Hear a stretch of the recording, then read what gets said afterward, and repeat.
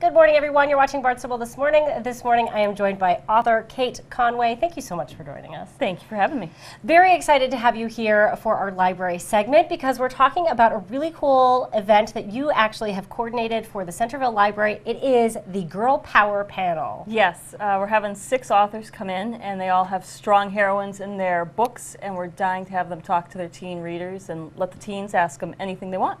So cool that this author panel is for teens. I don't think I've really remembered an event other than yours locally just for teens. Yeah, young adult, that entire vein of writing is very popular, and the great thing is teenagers nowadays are bombarded with everything from YouTube, television, and getting them to read is a bigger challenge than it ever has been before. So writing in that vein and having them enthusiastic about their characters is so much fun. Yeah, exactly, and I love it too. Girl Power Panel. Why Girl Power, and why did you want to have that as the central focus? Well, I have a teenage daughter. I started writing the book series I do before she was a teenager, and you know, you read through a lot of books, and a lot of the heroines are not exactly strong female leads. There's someone that's either saving them or they rely on somebody else to make their decisions. And the reality is you want strong female characters for your daughters and your, you know, granddaughters and everything.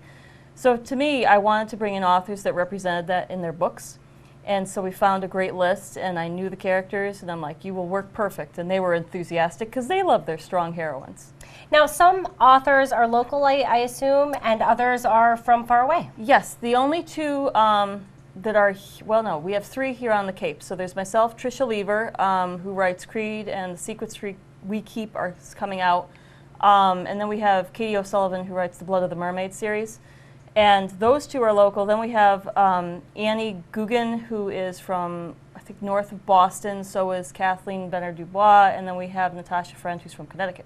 Wow, so amazing to have all of these authors.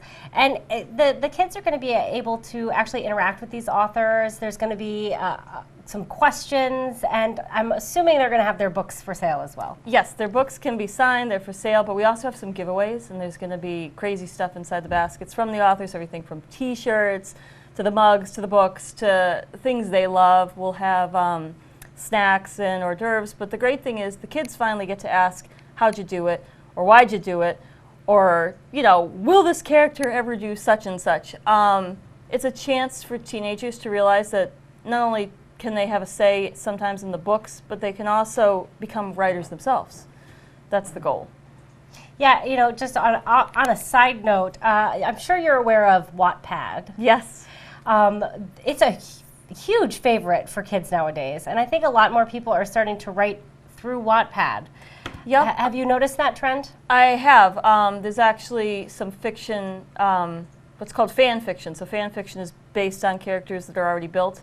There's fan fiction built on my books, written by teenagers, which was very crazy. But Wattpad actually has been a launching pad for some really major books. Sarah Maas went through Fiction Press, which back in the day was the older version of Wattpad, and now she's a best-selling New York Times author. She wrote it when she was 16, and it got picked up. Wattpad is fabulous. It gives kids a chance to write what they want, hear from people that are reading it. It's a great format. And reading for free, too. Yes, and I mean, I think that's so interesting. My daughter, who's 14, uses it all the time and reads for free constantly. I don't think, you know, when they stop writing, she's very frustrated with that person. Yeah, exactly. She's like, you need to keep writing. Well, I think the great part about Wattpad is you write entirely for yourself and entirely for your audience. You want to know what they're going to want to see. So there's no there's no like publication house, and there's no agent that's dictating what's going to happen in the story. You are writing strictly for your own thrill, and that's why it's so popular. People want to read that stuff. Really cool. So excited about some of the books that are going to be, some of the authors and the books that they have written will be featured at the panel. Talk to me a little bit about My Life in Black and White. What is that book about? So My Life in Black and White is about a young girl who, first of all, it's by Natasha Friend, and she's fabulous. She writes a huge variety of books. She's an award winner. So she'll have more than just My Life in Black and White with her on the panel night. However, that particular book is about a girl whose face goes through a windshield. And she was the beautiful, popular girl in school.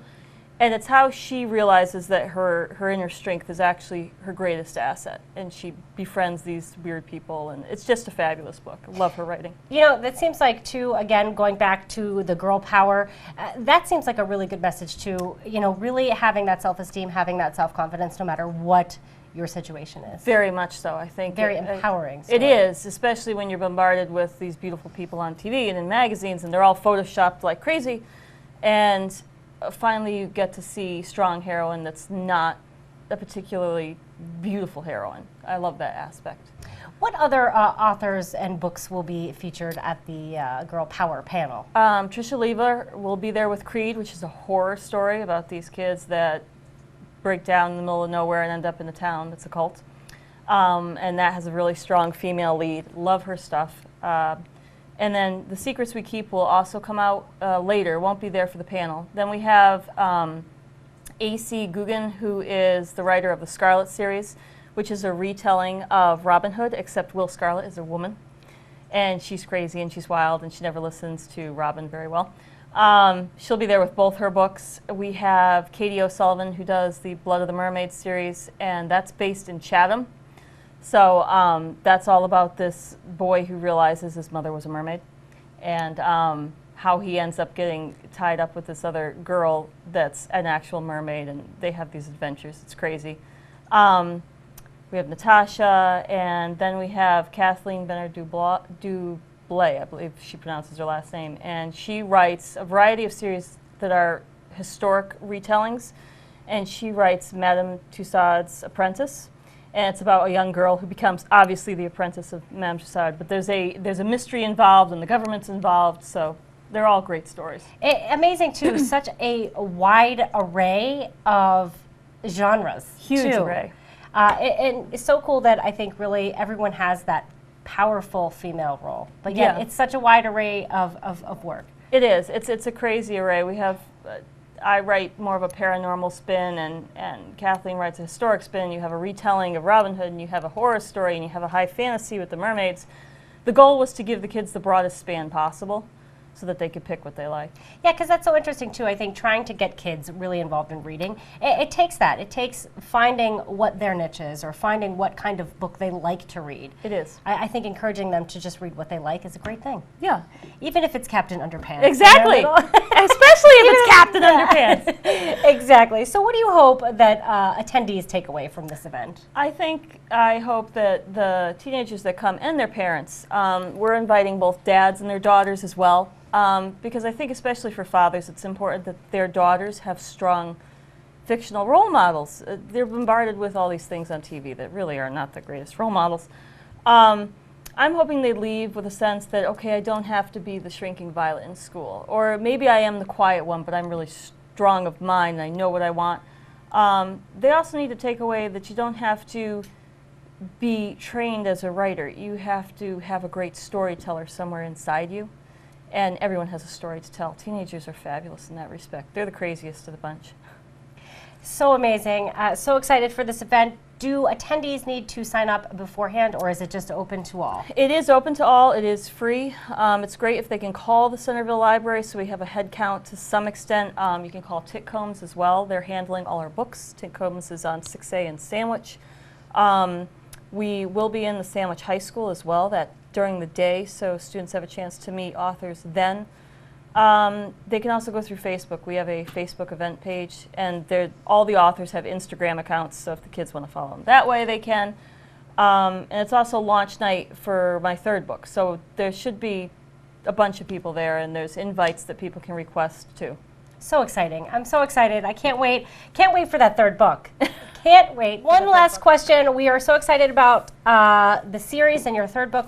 What is Cruel Summer? Cruel Summer was actually written because fans demanded to know details about two other characters that are in the Undertow series called Kian and Anna and the summer they met. So this is actually Cape Cod, 4th of July week when all the tourists are here and the craziness ensues.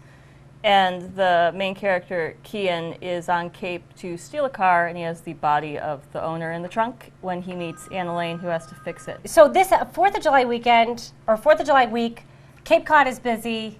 It's the height of, well, first of all, in in all the Undertow books, there are real places from the Cape. That was a goal of mine from the beginning. So it's a teenager's guide of what to do on the Cape. So in Cruel Summer, it's the height of the tourist season, and the main character, Kian, has broken down in a stolen car that you can actually see at Sandwich Heritage Museum.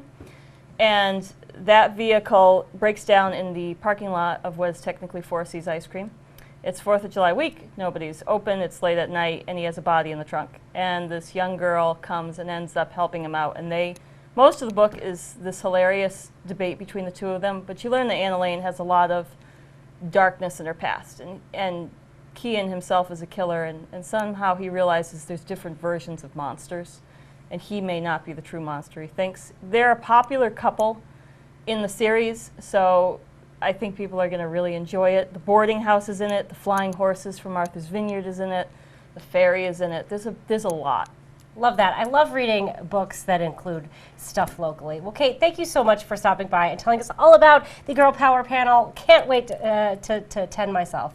Thank you so much. See you then. Kate Conway is the author of the Undertow series and the organizer for the Girl Power panel. For Barnstable This Morning, I'm Sarah Mantle.